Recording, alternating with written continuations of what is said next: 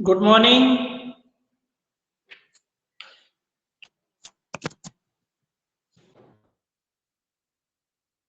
Good morning बच्चों, क्या हाल है?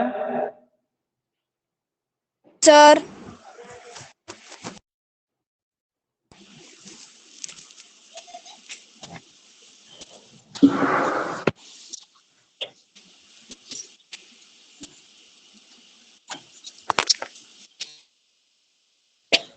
तो हम लोग पढ़ रहे थे लेसन 1, जिसमें मैटर इन आवर सराउंडिंग्स था टॉपिक। और मैटर इन आवर सराउंडिंग्स में हम लोग जो पढ़ रहे थे वो था matter in our surroundings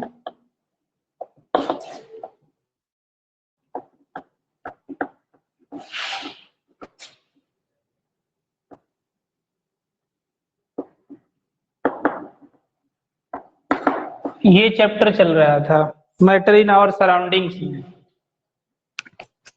matter in our surroundings में हम लोगों ने स्टडी किया था मैटर के बारे में कि मैटर क्या होता है। तो मैंने बताया था, एक्सप्लेन किया था कि everything in our surroundings is known as matter, यानी the substance which occupy space and have some mass is known as matter. इसके बारे में मैंने एक्सप्लेन किया था। हम लोगों ने स्टडी किया था प्रॉपर्टीज मैटर के बारे में भी स्टडी किया था। जो प्रॉपर्टीज ऑफ मैटर था इसमें यही है कि matter is made up of very smallest particle, यानी जो मैटर होते हैं वो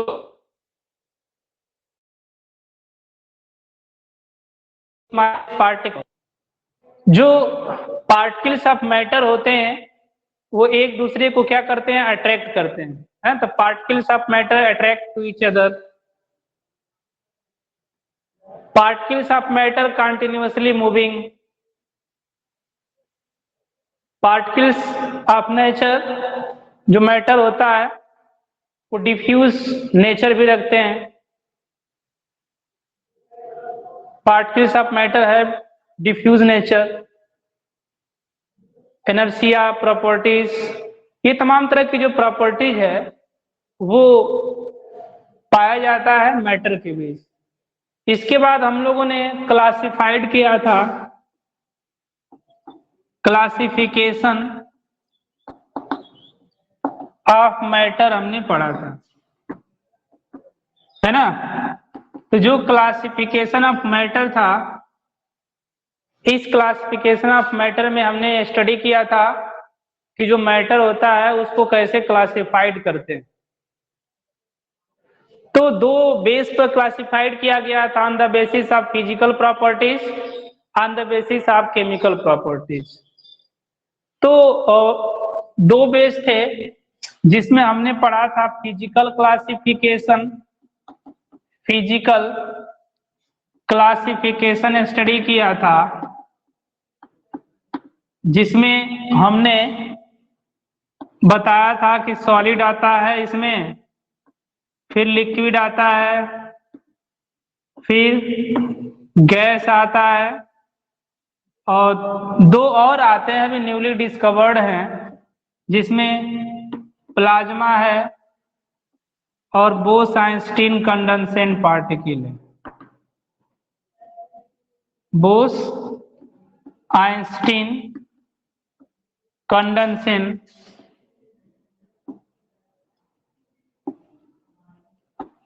पार्टिकल्स, ये है। तो फिजिकल क्लासिफिकेशन में सॉलिड है, लिक्विड है, गैस है, प्लाज्मा है, बोस-आइंस्टीन कंडेंसेंट पार्टिकल है, ये आता है। तो इसमें हम स्टडी कर रहे थे फिजिकल क्लासिफिकेशन में सॉलिड के बारे में, लिक्विड के बारे में, और गैस के बारे में, और प्लाज्मा बोस-आइंस्टीन कंडेंसेंट पार्टिकल के बारे में। जिसमें हम स्टडी किए थे सॉलिड स्टेट के बारे में कि सॉलिड स्टेट है क्या चीजें, इसके बारे में हमने स्टडी किया था। इसी को हम देखते हैं, यानी सॉलिड, लिक्विड और गैस के बारे में। जो हमने सॉलिड के बारे में स्टडी किया था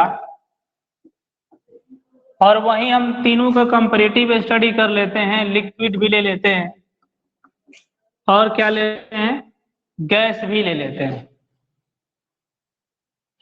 तो इसमें है क्या कि जो इसके पार्टिकल होते हैं ना, सॉलिड के जो पार्टिकल होते हैं एक दूसरे के काफी क्लोज होते हैं,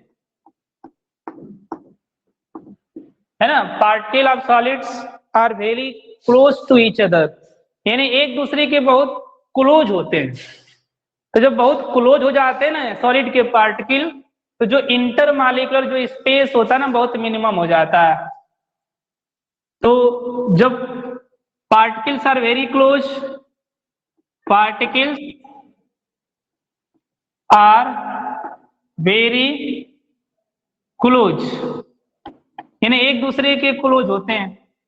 जब एक दूसरे के क्लोज होते हैं तो इंटरमॉलिक्यूलर स्पेस मिनिमम हो जाता है।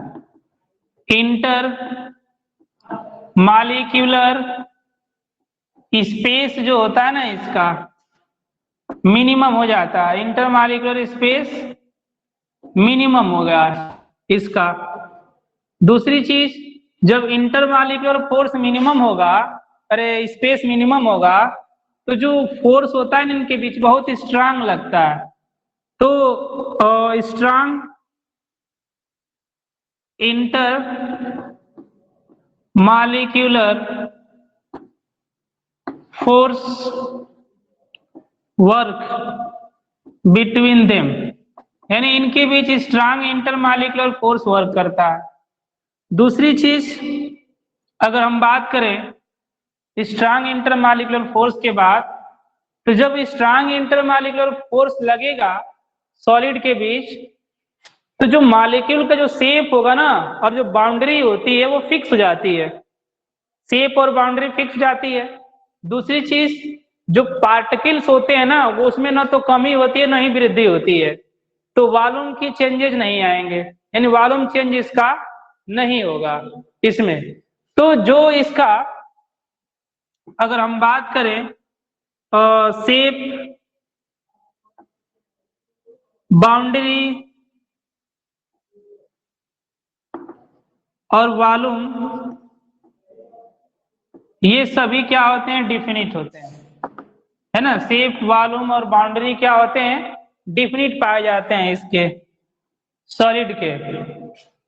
दूसरी चीज, दीज आर नॉन कंप्रेसिबल, इन्हें कंप्रेस नहीं किया जा सकता, नॉन कंप्रेसिबल होते हैं। क्यों नॉन कंप्रेसिबल होते हैं, क्योंकि इनके बीच इंटरमॉलिक्यूलर स्पेस होता ही नहीं है। तो हम बताएंगे these solids are non-compressible due to negligible intermolecular space। तो negligible intermolecular space होने के कारण ये क्या होते हैं, नॉन कंप्रेसिबल होते हैं। कौन, सॉलिड, तो नॉन कंप्रेसिबल होंगे। दूसरी चीज, जो डेंसिटी इनकी न होती है ना, डेंसिटी ये काफी हाई होती है डेंसिटी, और फ्लो टेंडेंसी तो होती नहीं है क्योंकि मॉलिक्यूल स्ट्रांगली हेल्ड होते हैं। मॉलिक्यूल जो होंगे only vibrate, atoms only vibrate on position, यानी अपने ही पोजीशन पर क्या होते हैं, वाइब्रेट होते हैं।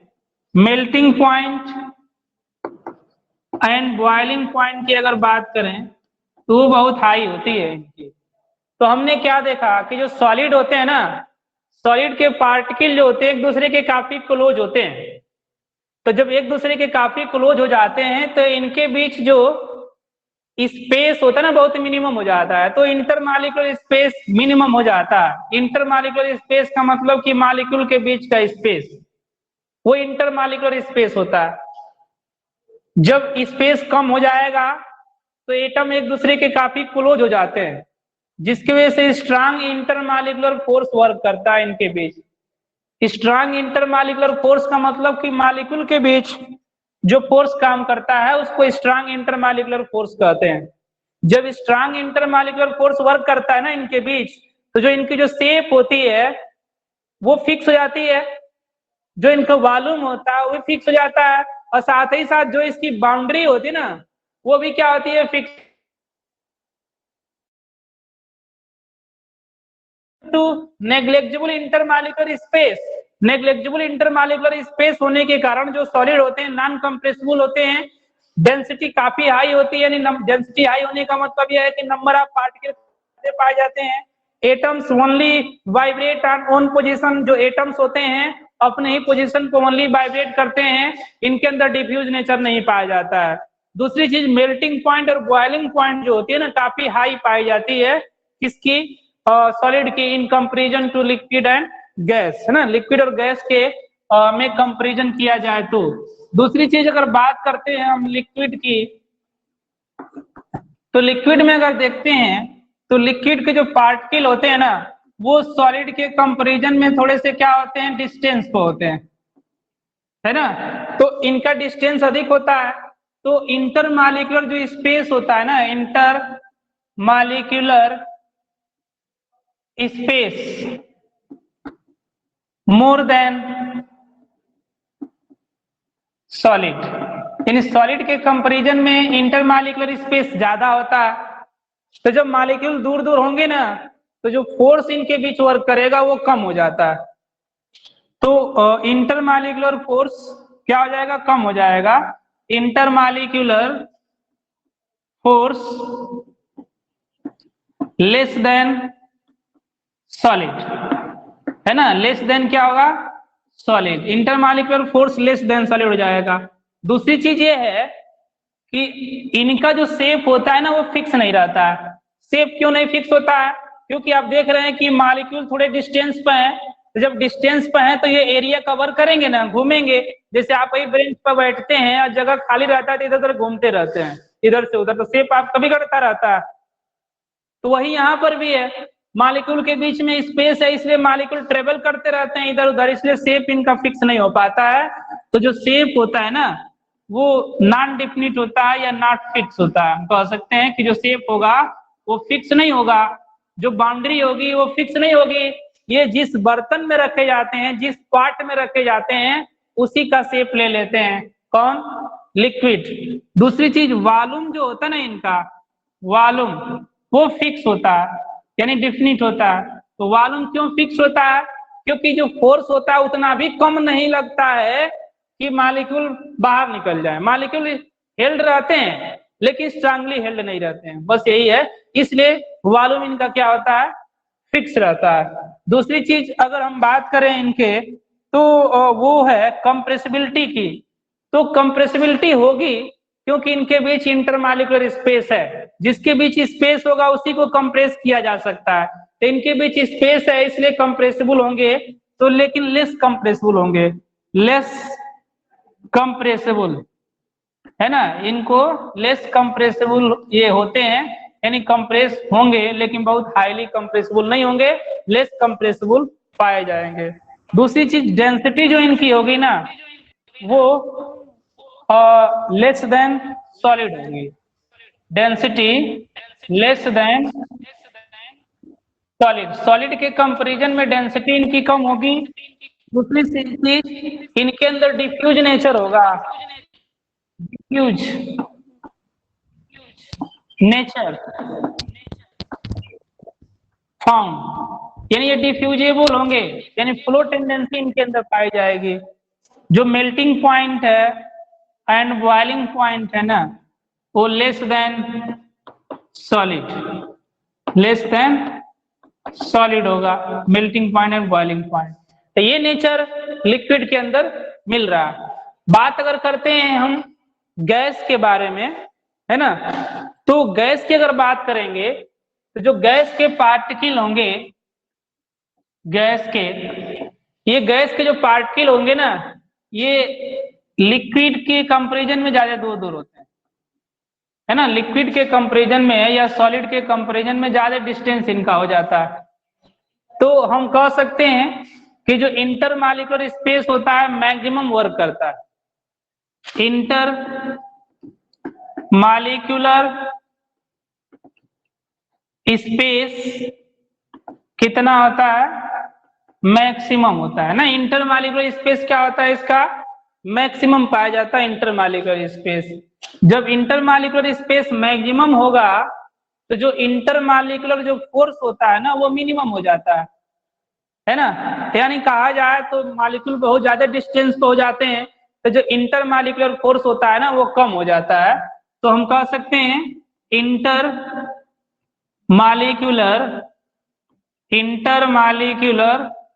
जो फोर्स होगा ना नेग्लेक्जिबल हो जाएगा, नेग्लेक्जिबल है ना। इंटरमॉलिक्यूलर जो फोर्स होगा वो नेग्लेक्जिबल होगा।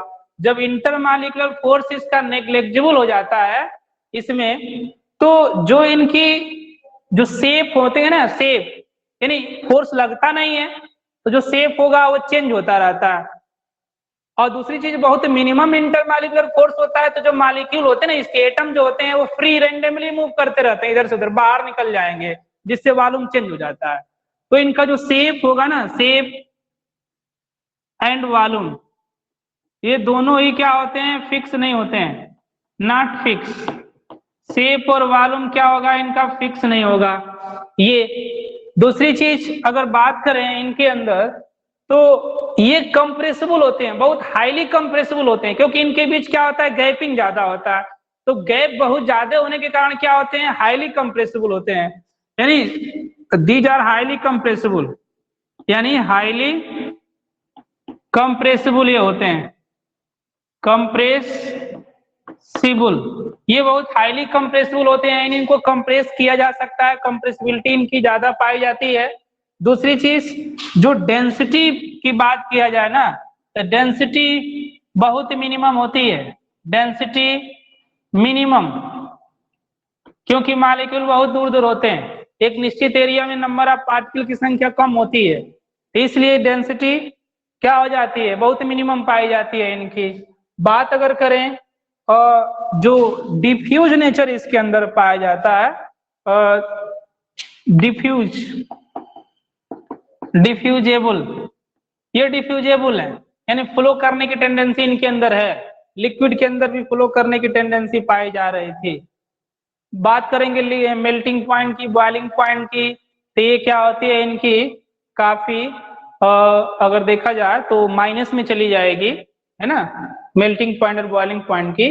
तो ये जो कंपैरेटिव स्टडी था सॉलिड का, लिक्विड का और गैस का था, है ना। उसके बाद हम आते हैं सॉलिड लिक्विड गैस के बाद और इसमें प्लाज्मा और बोस-आइंस्टीन कंडेंसेट पार्टिकल के बारे में हम देखते हैं, है ना। Plasma and Bose-Einstein condensate particle के बारे में देखते हैं। प्रेजेंट आप लोग बहुत कम हो रहे हैं, रीजन क्या है, अटेंडेंस लग रहा है। अगर हम बात करें चौथा पोर्शन प्लाज्मा के बारे में बात करें तो प्लाज्मा है क्या, the substance which release energy at high temperature, यानी ऐसे सब्सटेंस जो बहुत हाई टेम्परेचर पे एनर्जी रिलीज करते हैं वो क्या कहलाते हैं, प्लाज्मा कहलाते हैं, है ना। The substance which release energy at very high temperature, जिसमें एग्जाम्पल इसका जो होगा जो हैलोजन बल्ब होता है ना, हैलोजन बल्ब, उसके अंदर क्या पाया जाता है, प्लाज्मा ही होता है। सन जो होता है उसके अंदर क्या होता है, प्लाज्मा पाया जाता है जिससे एनर्जी प्रोड्यूस करते हैं। आप हैलोजन बल्ब के सामने कभी कभी आते होंगे, देखते होंगे पसीना छूटने लगता है क्योंकि इतनी अधिक एनर्जी वो प्रोड्यूस करता है। दूसरी चीज अगर हम बात करते हैं प्लाज्मा के बाद पांचवा लेते हैं बोस-आइंस्टीन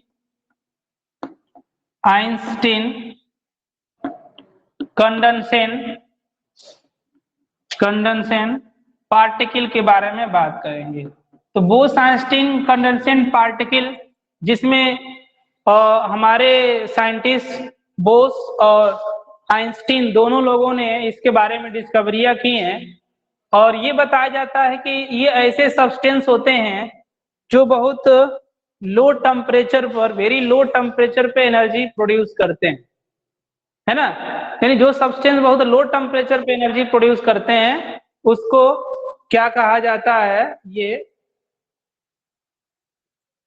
बोस-आइंस्टीन कंडेंसेट पार्टिकल उसको कहते हैं, जो बहुत लो टेम्परेचर पे एनर्जी क्या करते हैं, रिलीज करते हैं, है ना।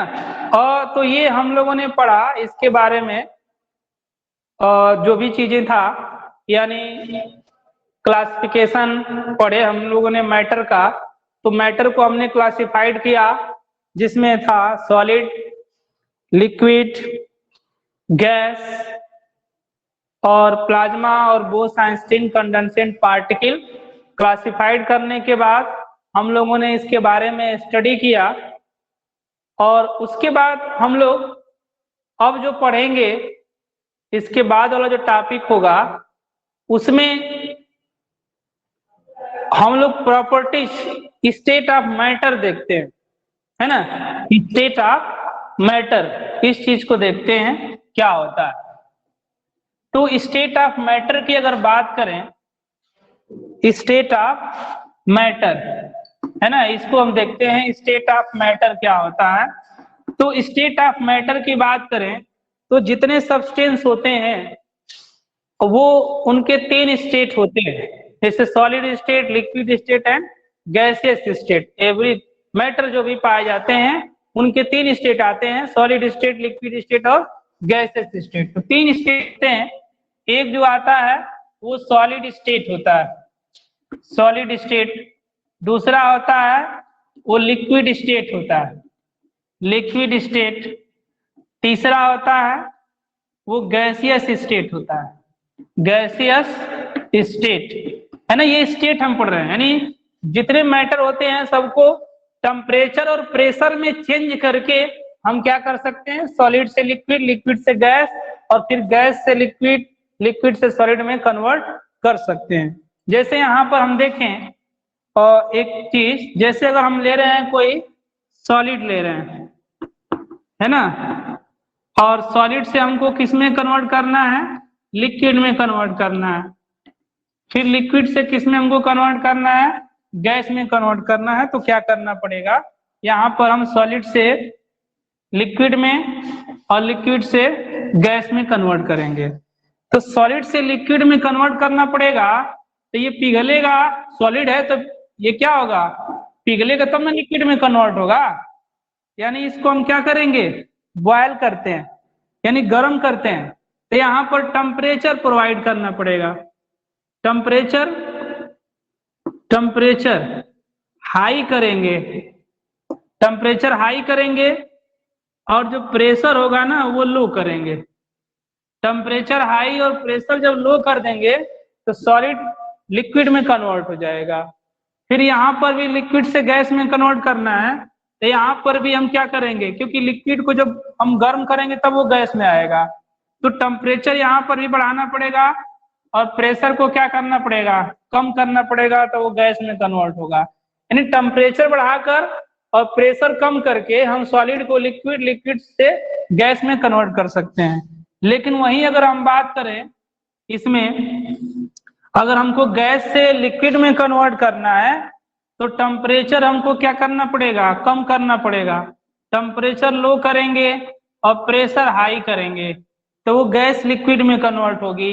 और यहाँ पर भी टेम्परेचर लो करेंगे, है ना, टेम्परेचर लो करेंगे और प्रेशर हाई कर देंगे तो लिक्विड किस में कन्वर्ट हो जाएगा, सॉलिड में कन्वर्ट होगा। तो इस तरीके से हम क्या कर सकते हैं, टेम्परेचर और प्रेशर में अगर चेंजेस करें तो टेम्परेचर और प्रेशर में चेंजेस करके हम जो मैटर हैं उसको एक स्टेट से दूसरे स्टेट में कन्वर्ट कर सकते हैं। तो ये आ रहा आज का क्लास, फिर हम अगले दिन अगली क्लास में आएंगे और आप लोग अपनी प्रेजेंटिंग बनाए रखिए।